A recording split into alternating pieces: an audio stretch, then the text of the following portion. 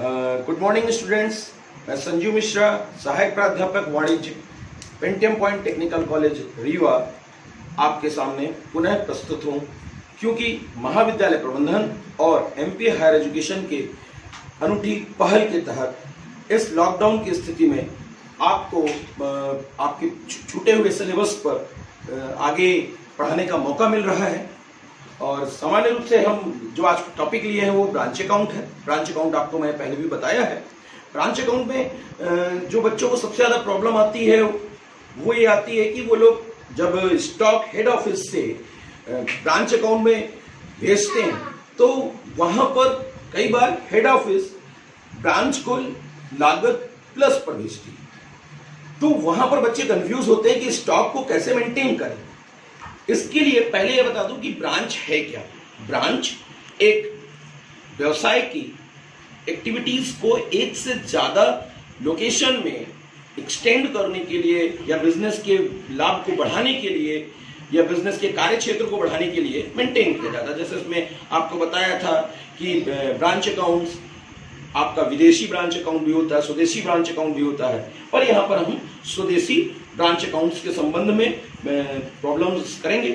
ये आपके सामने कुछ प्रॉब्लम लिखी हुई है। इस प्रॉब्लम में सबसे बड़ा जो इशू है वो ये है कि एक मुंबई की शाखा है अहमदाबाद में, जिसे कि मुंबई हेड ऑफिस के द्वारा माल भेजा गया अहमदाबाद, जिस पर यह स्पष्टता लिखा रहा कि जो भी माल भेजा जा रहा है हेड ऑफिस के द्वारा ब्रांच अकाउंट को, वो लागत पर 20% अधिक होगा।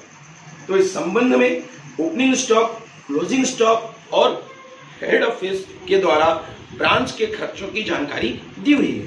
पर यह जानना चाह रहे हैं कि हेड ऑफिस के द्वारा कुल क्या नफा नुकसान हो रहा है, इसकी सही जानकारी प्राप्त हो सके। इसके लिए सबसे पहले हम लिखेंगे in the book of Mumbai head office, फिर अहमदाबाद ब्रांच अकाउंट, क्योंकि अहमदाबाद का खाता ही बन रहा है, फिर ईयर एंडेड 31 मार्च 2016 है। और ये इसमें आपको स्पेशली बता दूं कि सामान्य रूप से जो हेड ऑफिस का माल है, जानकारी जो दी गई है वो जानकारी अक्टूबर 2015 की है और यानी कि 6 माह की जानकारी है। तो सबसे पहले हम प्रारंभिक शेष को इंप्लीमेंट करते हैं। टू स्टॉक, अर्थात ये स्टॉक किसके पास अवेलेबल है? ब्रांच के पास 12,500 रुपए का। टू डेटर्स 12,000 रुपए और हेड ऑफिस के द्वारा ब्रांच अकाउंट को जो माल भेजा गया था वो 40,000 रुपए का था। इसके अलावा ब्रांच के द्वारा जो खर्चे किए गए वो बैंक अकाउंट के माध्यम से एंट्री की जाती है, क्योंकि सारा भुगतान जो किया जाता है वो वेजेस, रेंट और सैलरी एक्सपेंसेस है, ये चेक के माध्यम से किया गया है। तो 11,000, 3,000 और 510 रुपए, कुल 14,510 रुपए। इसके बाद जो अगली चीजें एंट्री ध्यान रखनी होती है वो रखना होता है ब्रांच के द्वारा वर्ष भर में यानी 6 माह में जो भी एक्टिविटी की गई है उन एक्टिविटी के खर्चे। कैश सेल्स 16,000 रुपए उन्होंने किया है। इसके अलावा उन्होंने जो उधार माल बेचा था, डेटर्स, ये रिसीव्ड फ्रॉम डेटर्स, ये अमाउंट उन संदिग्ध ऋणधारियों के द्वारा है जो कि हमसे उधार माल खरीदे थे, तो हमने कुल 29,500 रुपए उनसे प्राप्त कर लिया। अब इसके बाद हुआ क्या, जो सबसे बड़ी इंप्लीमेंटेशन थी, हेड ऑफिस के द्वारा ब्रांच अकाउंट को जो माल वापस किया गया वो कुल 2,400 रुपए का था। कब? मार्च 31, 2016। इसके अतिरिक्त अब आपने सोचेंगे ये एंट्री क्या लिखी हुई है। ये एंट्रियां ऐसी हैं कि जो माल हेड ऑफिस के द्वारा 1 अक्टूबर 2015 को भेजा गया था उसका डिफरेंस है। अर्थात स्टॉक जो 12,500 का माल था उस 12,500 का 20%, 12,500 का 20%, क्योंकि लागत पर 20% ज्यादा पर भेजा गया, तो 12,500 का 20%। इस संबंध में हम एक वर्किंग नोट मेंटेन किया। 12,500 का 20% बराबर 2,500, जिसे कि हम working note number one maintain कर लेते हैं, इससे आसानी से पता चल जाएगा। ऐसे ही जो माल भेजा 40,000 रुपए का, इस पर भी हमें कॉस्ट प्लस एक्टिविटी इंप्लीमेंट करनी होगी। तो 40,000 रुपए पर 20% निकाला, ये आया 8,000 रुपए। इसको हमने good supply to branch account 2 number डाला।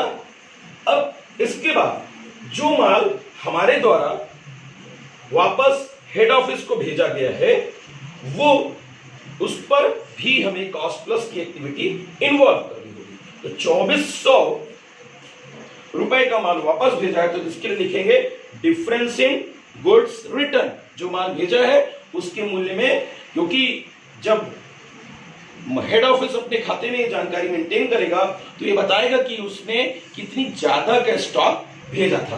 तो उसके लिए 2400 का 20% निकाला, तो वो आया कितना 480, जिसकी एंट्री ये की, जिसे लिखा है to difference in goods return.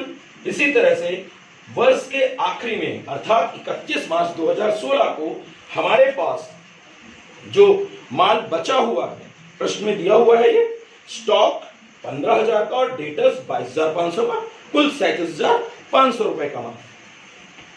इस पर भी हमें डिफरेंस निकालना होगा, लेकिन डेटर्स पर किसी भी प्रकार का डिफरेंस नहीं निकाला जाता, केवल स्टॉक पर। तो 15,000 का जो स्टॉक है क्लोजिंग स्टॉक, उस पर भी क्योंकि हेड ऑफिस उस अमाउंट को कम करके रखता है, क्योंकि वह किसी भी प्रकार का नुकसान नहीं है, वो केवल और केवल सरप्लस अमाउंट है जो कि ब्रांच के द्वारा आगे चार्ज किया जाएगा, या ये कहें कि कभी किसी प्रकार का बड़ा नुकसान हो, उस नुकसान से बचने के लिए या इंश्योरेंस क्लेम ज्यादा प्राप्त करने के लिए मेंटेन किया जाता है। तो इसके लिए आपने 3,000 रुपए आया, इसको 4 नंबर लिखा हमने। ये 3,000 कैसे आया? 15,000 रुपए का जो स्टॉक है उसका 20%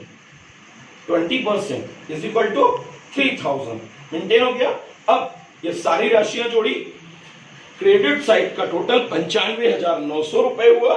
95,900 रुपए में क्रमशः ये सारी राशियां जैसे 12 दूनी 24,560, 40 64,500, 14 68 59 69,010 रुपीज एंड इस तरह से ये सब जोड़ लिया, तो कुल मिलाकर ये 82,000 कुछ रुपए के आसपास, तो घटाने पर ये 13,410 रुपए की अमाउंट आएगी, जिसे कि हमें ट्रांसफर करना होगा जनरल प्रॉफिट एंड लॉस में, जिस एक्टिविटी को इंप्लीमेंट या वियर करेगा, जो लाभ बताया जाएगा वो किसका होगा?